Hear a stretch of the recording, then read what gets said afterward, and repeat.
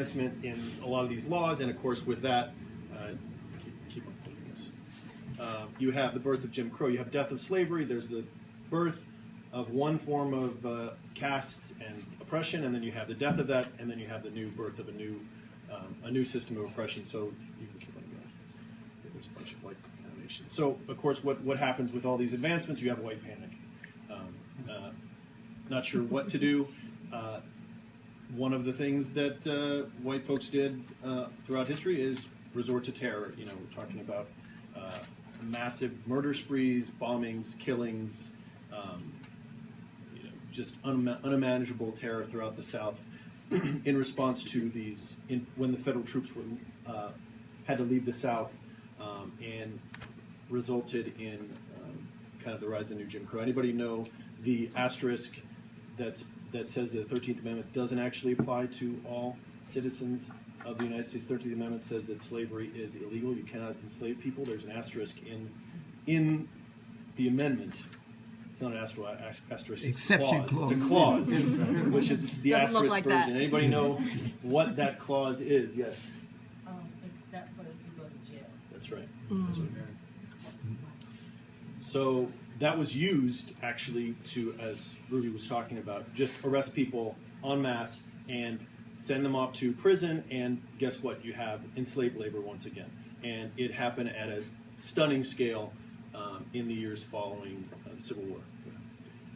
And a lot of times the state would actually sell these prisoners to private companies, and they would do their labor for them and not be paid. So, and the state actually got in big time on this with Parchman, and you saw the convict population grow at 10 times the rate of the general population during those years after Reconstruction.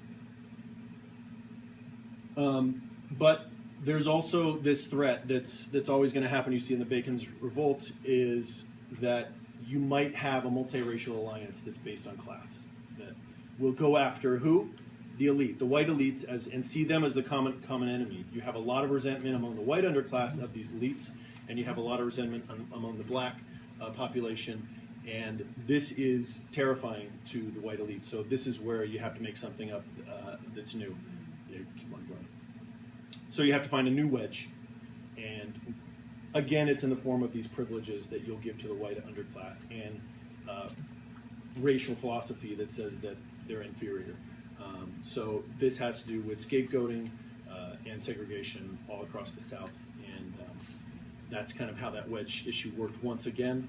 And all of a sudden you have the new normal, which did not exist for the years after the Civil War, go ahead.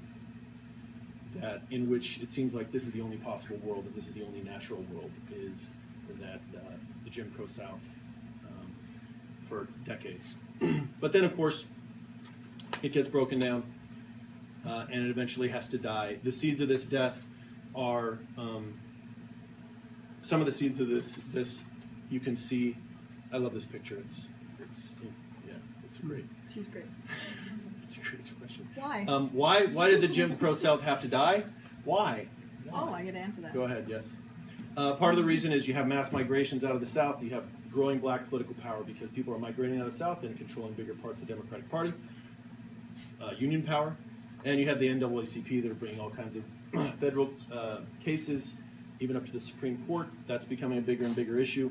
And you also have World War II, and you have people going off to fight in, for American freedom against the totalitarian Nazis. And then when they come back, they're finding they're finding that America is not actually the land of the free, and people, the white elites, are worried that communism has this promise of true egalitarianism, and that's a real worry, the communist threat. So these two things, the hypocrisy of American freedom in quotation marks after people have fought in the war and lost lives, and coming back to the United States to find themselves still living in the Jim Crow racial oppressive system. And then, so there's a backlash again.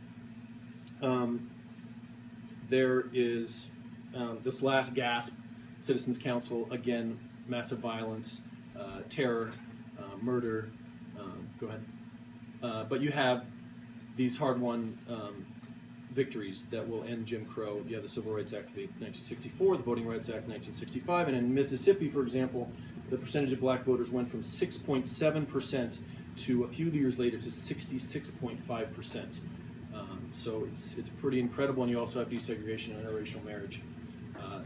And you have, again, the threat of a multiracial movement. This is a union leader consulting with King, and King starts actually this Poor People's Movement. He decides we're going to work together with the white unions and all unions across the country, and we're going to be poor people united against white elites. Go ahead. He was actually just about to in this sanitation workers strike when this picture was taken on that balcony. You've probably seen other pictures from that balcony. So that's the new social order. It's got to be made because this is a big threat. This is the same threat as Bacon's revolt. This is a big threat. Same as the populism in the 1890s. What is the new motto?